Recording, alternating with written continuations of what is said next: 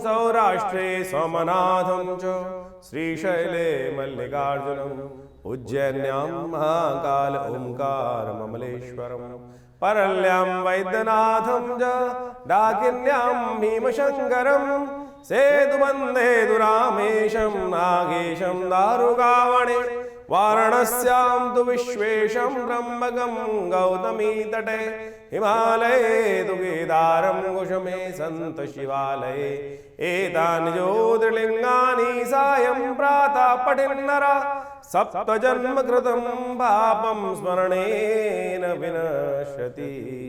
7 तारीख का दिन शुक्रवार का अवसर है, अष्टमी तिथि विद्यमान है और इस दिन ग्रहों का परिवर्तन का योग भी बन रहा है और साथ साथ होलाष्टक भी आरंभ हो रहे हैं। ग्रह आपके लिए परिवर्तन की तरफ जाएंगे। सुबह आपके लिए कुछ ना कुछ भाग्य से रास्ता बनता दिखाई दे देगा और उसके बाद जिस भी कार्य में करोगे, मेहनत करोगे, उतना लाभ प्राप्ति के योग अवश्य बनाते दिखाई दे रहे हो। तो मेहनत से पीछे मत भागना, इस बात का ध्यान रखना। जितने कार्य, जितने कदम चलोगे उसका उतना रिजल्ट आपको मिलने के योग सही रूप से बनते दिखाई दे रहे हैं। होलाष्टक आरंभ हो गया है। कन्या राशि वालों को समझ लेना चाहिए होलाष्टक, देखिए इन दिनों बुध आपके कमज़ोर चल रहे हैं, वैसे ही आपकी राशि के स्वामी कमज़ोर चल रहे हैं। ऐसे में होलाष्टक जो आरंभ हो गए हैं, कहा जाता है जले भुजे दिन। ऐसे में बहुत सारी नेगेटिव एनर्जियाँ परेशान करने के ज़्यादा योग बनाती हैं। किसी को नज़र लग जाती है बहुत जल्दी, क्योंकि क्या होता है, प्रस्फुति जो प्रकृति है वो फूट रही होती है। नई चीज़ें, शक्ति दिन माने जाते हैं, ये बड़े सुंदर दिन माने जाते हैं, वसंत का दिन माना जाता है। और ऐसे में जो नेगेटिव एनर्जी है वो भी अपना सिर उठा रही होती है। कहा जाता है शिव की साधना को भंग करने के लिए कामातुर होकर कामदेव ने भी इस समय में अपने प्रहार का, अपने अस्त्र का प्रहार किया था उनके ऊपर और उसी से वो भस्म हो गए थे। साथ साथ प्रहलाद को भी भक्ति की के मार्ग से हटाने के लिए हिरण्यकश्यप इत्यादि ने, होलिका ने बहुत प्रयास किए थे। इसीलिए इन दिनों को शुभ कार्यों के लिए निषेध कर दिया गया है। तो ऐसे में सुंदर रूप से अपने घर की, अपने व्यवसाय की सुरक्षा करने का प्रयास करना चाहिए। देखिए आपकी राशि के दृष्टिकोण से एक बात समझ लें, आपके लिए सबसे सुंदर उपाय हम बताने जा रहे हैं। आप एक काम करें, बिल्व पत्र और आम के पत्तों को जोड़कर और एक बंधनवार बनाएं और अपने घर के मुख्य दरवाजे पर सिरस की एक टहनी के साथ लगा दें। ये सिरस आम का जो पेड़ होता है वो आमतौर पे रोड के किनारे मिल जाता है, हरे रंग के पुष्प आते हैं उसके ऊपर। कहा जाता है कि बिल्वपत्र और आपकी राशि के दृष्टिकोण से जो हमने बताया कि आम के पत्तों का मिलके बंधनवार बनाकर अपने घर के मुख्य दरवाजे पर, व्यवसाय के मुख्य दरवाजे पर लगाने से नेगेटिव एनर्जी, नज़र इत्यादि का दोष दूर हो जाता है। आजकल लोग बड़ी बड़ी पता नहीं कौन कौन सी चाइना से बनी हुई चीज़ें ला के अपने घर के आगे लगा देते हैं। जानते हैं, समझते हैं, नज़र की बात समझते हैं, लेकिन फिर भी क्या चीज़ करते हैं, ये प्राकृतिक चीज़ों को ना उपयोग कर अशोक का जो पत्ता है वो विशेष तौर पर वैसे ही अपनी नेगेटिव एनर्जी को दूर करने वाला है। कम से कम अशोक के पत्तों का बंधनवार लगा सकते हैं। आम का पत्ता पंच पल्लव के अंदर आता है, तो इससे सुंदर चीज़ क्या हो सकती है। बिल्वपत्र तो आपकी राशि के दृष्टिकोण से इस वक्त सब प्रकार से कल्याण करने वाला है। तो इन सब चीज़ों का उपयोग करेंगे, अपने घर के आगे बंधनवार बनाकर लगाएंगे तो व्यवसाय बचेगा और साथ साथ आपके घर के अंदर भी नेगेटिव एनर्जी का प्रवेश नहीं होगा। होलाष्टक का ये प्रयोग अद्भुत रूप से कम पूरे वर्ष बंधा रहना चाहिए। ये चीज़ें इन दिनों पुराने समय की उतार के नई चीज़ें बंधनवार बांध देना चाहिए। ये आपके लिए सदा कल्याणकारी योग बनाएगा, पूरा वर्ष आपके घर की रक्षा करता रहेगा। फागुन मास में होलाष्टक भी आते हैं। वो होलाष्टक बहुत महत्वपूर्ण दिन माने गए हैं। यदि फागुन के अनुसार से आप समझें, शास्त्र की विधि के अनुसार से, शास्त्र में कथाओं के अनुसार से, तो इन होलाष्टकों में कोई शुभ कार्य निषेध कहे गए हैं। उसकी 2 कथाएं शास्त्र में बहुत प्रचलित हैं। एक कथा तो ये है कि जब भगवान का जो शंकर थे वो साधना में थे और कामदेव ने उनकी साधना को भंग करने के लिए कामस्त्र का प्रयोग किया था, तो उस समय में भगवान ने कामदेव को भस्म कर दिया था। और दूसरी कथा एक और है कि जब हिरण्यकश्यप और हिरण्याक्ष इत्यादि थे और वहाँ पर भक्त प्रहलाद पर उन्होंने अनेक प्रकार के अत्याचार उपस्थित किए और उन सब अत्याचारों में इन 8 दिनों में भक्त प्रहलाद को भक्ति से विमुख करने के लिए अनेक प्रकार के त्रास दिए गए और अंत में उस भक्त प्रहलाद को अग्नि में उपस्थित कर दिया गया था, जिसको होलिका लेकर बैठ गई थी। और चमत्कार हुआ, भगवान ने वास्तविक तौर पर जो शास्त्र में कथा के अनुसार से कहा जाता है कि भक्त प्रहलाद भगवान की कृपा से बचकर आ गए और होलिका जल गई। तो ये समस्त जो कथाएं हैं ये शास्त्र में कहीं ना कहीं हमारे कष्टों को दूर करने के लिए कुछ सूत्र देती हैं और हम ज्योतिष विज्ञान के माध्यम से आपके समक्ष उन्हीं उपायों को यहाँ उपस्थित करने का प्रयास करते हैं कि जो पुराणों इत्यादि में वर्णित किए गए हैं। देखिए, ज्योतिष को आज की तारीख में कुछ लोगों ने केवल टोटकों पे बांध दिया है और ऐसे उपाय जिनका कोई औचित्य नहीं है उनको करने से कोई फायदा होने वाला है नहीं। ज्योतिष मन का वहम नहीं है। ज्योतिष कोई ऐसा प्लेसिबो नहीं है कि जिसको कह देते हैं कि शायद कर लो, नहीं। ज्योतिष में जो प्रमाण हैं वो पुराण इत्यादि में बहुत सुंदर तरीके से वर्णित किए गए हैं। कलिकाल में ये हमारा इतिहास है, जो पुराण में कथाएं हैं ये हमारा इतिहास है, ये शास्त्रों में ऋषियों का अनुभव है जो उन्होंने उन कथाओं के माध्यम से वहाँ वर्णित किया है, और उसी के हिसाब से पंचांग का निर्माण किया जाता है, उन तिथियों का निर्माण किया जाता है, उन तिथि में जो उत्सव बताए जाते हैं वो सब के सब वहाँ वर्णित हैं। यदि शास्त्र के दृष्टिकोण से देखें तो इस फागुन मास के अंदर शुक्ल पक्ष के अंदर अनेक प्रकार के व्रत बताए गए हैं। पयोव्रत जिसका वर्णन हमने आपको किया, मधुक तृतीया इत्यादि का व्रत, और अविघ्नकर व्रत भी इसके अंदर आता है जो चतुर्थियों किया जाता है। कहा जाता है कि इस दिन यदि कोई व्यक्ति अपने कष्टों को निवारण करने के लिए जीवन में हम काम करते हैं, विभिन्न प्रकार के कष्ट आते हैं, विभिन्न प्रकार के विघ्न उपस्थित हो जाते हैं, ऐसे में श्री गणेश की सुंदर उपासना करने के उपरांत यदि तिल के जो तिल से भरे हुए यदि कहा जाता है कि मटकों को 5 मटकों को लेकर 4 मटकों को लेकर गरीब ब्राह्मणों को दान कर दिया जाए, गरीब लोगों को दान कर दिया जाए, तिल के तेल का दान कर दिया जाए तो अनेक प्रकार के कष्टों से निवारण करने का योग बन जाता है।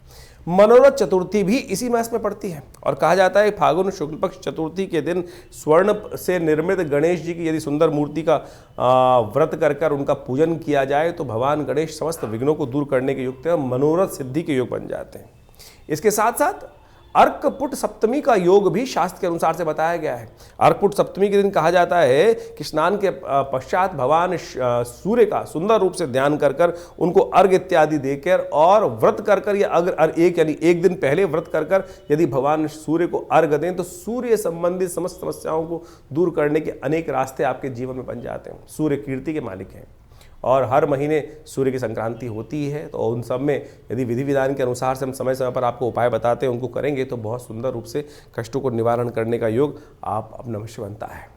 और इसी दिन को सप्तमी को कामदा सप्तमी के रूप में भी माना जाता है, और भविष्य पुराण के अनुसार से कहा जाता है कि फागुन शुक्ल पक्ष सप्तमी के दिन जो स्त्री पुरुष भगवान सूर्य का नमन करते हुए उनका व्रत कर कर और उनको अर्घ देते हैं, अहि सूर्य सहस्त्रांशु तेजो राशि जगतपते अनुकंपाय मां भक्ता गणगणम दिवाकरम, इस प्रकार से भगवान सूर्य को जल देने से यदि आपको क्रोध की समस्या है, यदि आपके जीवन में कोई कष्ट चल रहा है, सूर्य आपको यश नहीं देने जा रहा है, या सूर्य आपके कमजोर अवस्था में बैठे हैं, या सूर्य पाप ग्रहों से युक्त होकर बैठ गए हैं, तो इस व्रत को करने से सूर्य को शक्ति प्राप्त हो जाती है। तो अवश्य इन समस्त शास्त्र वर्णित उपायों को करने का प्रयास करना चाहिए। और विभिन्न पुराणों इत्यादि में जिस प्रकार का वर्णन किया गया वो हम समय बताते हैं। और एक सबसे बड़ा त्यौहार और भी आता है, भगवान जिसको कहा जाता है कि अभी हमने होलाष्टक के बारे में आपको वर्णित किया ही किया है। उसके बाद पूर्णिमा के दिन चंद्रदेव का जन्मदिन माना जाता है। कहा जाता है कि चंद्र दोष जिनकी कुंडली में लगा हुआ हो या किमुद्रम योग कुंडली में जगह लगा हुआ हो, तो इस दिन भगवान चंद्रदेव की सुंदर उपासना करने से अनेक कष्टों को दूर करने का योग बन जाता है। जो चंद्रव्रत का वर्णन होगा वो अगले एपिसोड में हम आपको बताने वाले हैं, जब बीच में जो वर्णन आएगा, क्योंकि इस दौरान जो ग्रहों का योग पड़ रहा है वो हमने आपके समक्ष उपस्थित किया। तो आपको इन सब चीज़ों को सत्य रूप में समझने का प्रयास करना चाहिए। ये हमने इस कार्यक्रम के माध्यम से जो भी चीज़ें पंचांग के अनुसार से आपके समक्ष रखने का प्रयास किया है। कई लोग तथाकथित तौर पर ये बात को भ्रांति समझते हैं कि भैया ये उपाय से कुछ नहीं होने वाला। अरे शास्त्र में जो उदाहरण है उनको करके उन्होंने जो कथाएं बताई गई हैं उन सबके जीवन में कष्ट को दूर करने का मार्ग बना के नहीं बना। आपका विश्वास चाहिए, आपकी श्रद्धा चाहिए, और श्रद्धा से कष्ट निवारण करने का योग अच्छा बन जाता है। एक बात और समझें, वास्तविक तौर पर ऐसा कोई भी कष्ट नहीं है जो आज आया है पहले ना आया हो। ये संसार अविरल क्रम से चलता आया है। तो जो उन सब योग, अगर आप वेद पुराण इत्यादि पढ़ें, अथर्ववेद को पढ़ने का प्रयास करें, तो वहां अनेक मनोकामनाओं की सिद्धि के लिए शास्त्र में अनेक उपाय बताए गए हैं। यजुर्वेद इत्यादि संहिता में तो अनेक प्रकार से इन सब चीजों का वर्णन किया गया है। अथर्ववेद के अंदर स्वास्थ्य संबंधी समस्याओं को ठीक करने के रास्ते मिलते हैं, तो यजुर्वेद के अंदर मनोकामनाओं की सिद्धि पूर्णित करने के लिए अनेक उपाय शास्त्र में वर्णित किए गए हैं, जैसे रुद्राष्टाध्यायी। रुद्राष्टाध्यायी के अंदर विभिन्न मंत्र हैं, विभिन्न मनोकामनाओं की पूर्ति के लिए भगवान शंकर से प्रार्थना की जाती है, और सत्य माने भगवान की प्रार्थना से वो समस्त कष्टों का निवारण करके योग बन भी जाते हैं। तो इसलिए अपने मन की शंकाओं को दूर करें। लोग होंगे बहुत सारे जो आपके मन में शंकाएं उत्पन्न करने का प्रयास करते हैं। बहुत सारे इस संसार में भांति भांति के लोग हैं, 5 उंगलियां बराबर नहीं होती। तो कोशिश ये करें कि संसार में जो आपको उत्साहित करने का प्रयास करें, सत्य मार्ग में डालने का प्रयास करें, उनका अनुसरण करने का प्रयास करें। एक पुरानी कहावत है, उन लोगों के बीच में ना रहें जो आपको हतोत्साहित करते हों, जो आपके धर्म पे आक्षेप करने का प्रयास करते हों, जो आपको पदभ्रष्ट करने का प्रयास करते हों।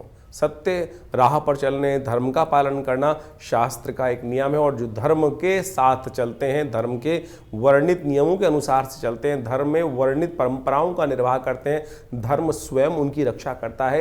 ये शास्त्र में अद्भुत रूप से वर्णित किया गया है। ज्योतिष बिल्कुल सनातन की एक सुंदर परंपरा है और धर्म से विमुख होकर ज्योतिष का कोई जो निदान पार्ट है उसका तो कोई लाभ मिलेगा ही नहीं है। तो इसलिए निदान चाहते हैं तो अपने आप को सरल करने का प्रयास करें। हमने समस्त कार्यक्रम के माध्यम से आपके समक्ष पूरा जो वर्णन था ग्रहों का इस समय का, उसके समक्ष आपको वर्णित किया है और आशा करते हैं कि प्रयास जो आप करेंगे सही दिशा में, जो उपाय सरलतम उपाय हमने आपके समक्ष रखे हैं और उन सबको कर आप अपने कष्टों का निवारण भी कर सकते हैं बिल्कुल। और हम रविवार को विवेकानंद योगाश्रम में एक बड़ा कार्यक्रम अब आरंभ करने का हमने सुंदर प्रयास किया है। महीने के हर पहले रविवार को हम यहाँ पर आश्रम में सुंदर जन्मपत्रियों का, जो बहुत सारे लोगों के समस्याएं जीवन में होती हैं, वो कष्ट निवारण चाहते हैं लेकिन जो आश्रम की जो फीस इत्यादि हैं वो देने में बहुत सारी समस्याएं लोगों के साथ होती है। तो हमने महीने के पहले रविवार के दिन सुबह 8 बजे से लेकर करीब 11 बजे तक एक कार्यक्रम रख दिया है। उसमें आप जो भी आना चाहें आश्रम पे आना पड़ेगा, फ़ोन पे बात नहीं हो पाएगी और वहाँ आश्रम पर आकर अपने प्रश्नों का समाधान निःशुल्क रूप में जान सकते हैं। बिल्कुल कोई फीस नहीं रखी जाएगी रविवार वाले कार्यक्रम में। सुबह 8 बजे से लेकर पहले रविवार के दिन, हर महीने के पहले रविवार के दिन करीब सुबह 8 बजे से लेकर 11 बजे तक एक कार्यक्रम रहेगा। यज्ञ भी होगा उसमें अंदर और आपके प्रश्नों का समाधान देने की सुंदर व्यवस्था आश्रम की तरफ से रख दी गई है। दिल्ली में विवेकानंद योगाश्रम जमुना पार लक्ष्मी नगर में स्थित है। फ़ोन नंबर्स आपके सामने स्क्रीन पर चल रहे हैं। आप जो भी अपनी प्रश्न हो उनको व्हाट्सएप के माध्यम से भी भेज सकते हैं और पर्सनली रविवार के दिन आकर उनका निदान भी जान सकते हैं। धन्यवाद, नमस्कार।